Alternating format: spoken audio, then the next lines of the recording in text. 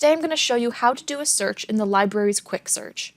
To get started, you're going to go to tamucc.edu/library, or you can find the library under the Academics menu down there at the bottom. Once you're on the library's homepage, you can scroll down just a little bit until you see this search bar in the middle of the screen. This is the Quick Search. The Quick Search searches through all of our databases for journal articles, newspapers, ebooks, DVDs, and our physical collection of books as well, so it's a great place to start research. To get started, you can enter in any search terms you like. You can use keywords, you can type in a title, you can type in an author's name, whatever works best for what you're interested in. I'm going to enter in Agatha Christie. You see some filters popped up down here.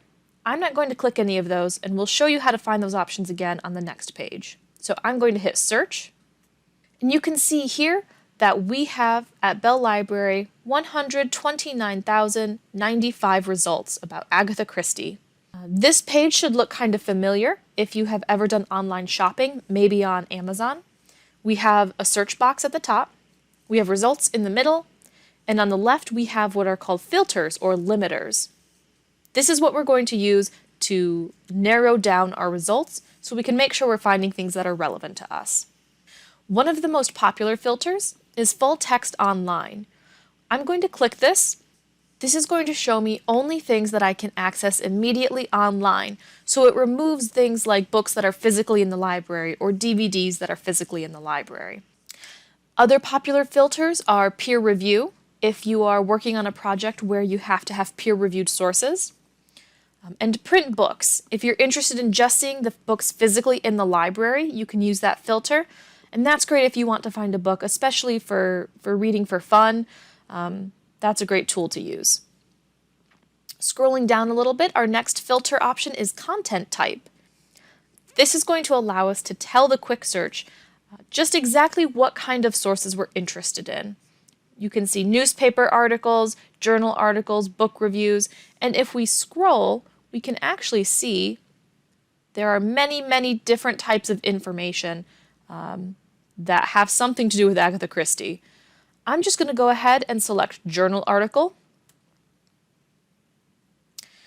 And one more filter I'd like to show you just below content type is publication date, especially for fields where you are working with information that is changing quickly, like healthcare or computer science.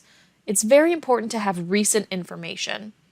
So you can use these filters, the 1, 3, 5, and 10-year filters, if that works for you. Or you can click this little marker icon, and you can enter in a custom date range.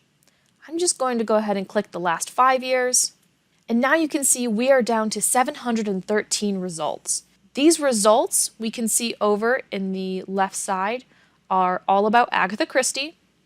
They are all journal articles that I can access fully online, and they've all been published within the last 5 years. To access an article, we can look over here in its record, and we can see in this record the title, the author, publication information including when it was published, and we can see that it is a journal article that is online. To access this article, we're going to click the title, and now we are in the database where this article is hosted. We can scroll down, we see an abstract, keywords, and then we have the text of the article that we can read here. Or if we prefer to download the article and read it later, here's a download button. You can view the citation for this article if you need to cite it, or if you'd rather, back in the Quick Search, you'll see the quotation marks icon, and clicking on that allows us to select our citation style.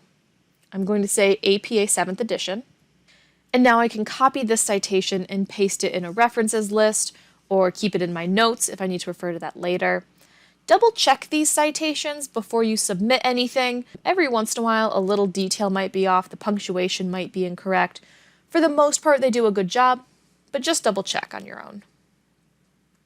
And the last thing I recommend you grab is the permalink. This allows you to grab a link, store it in your notes, and then you can always get back to that exact record.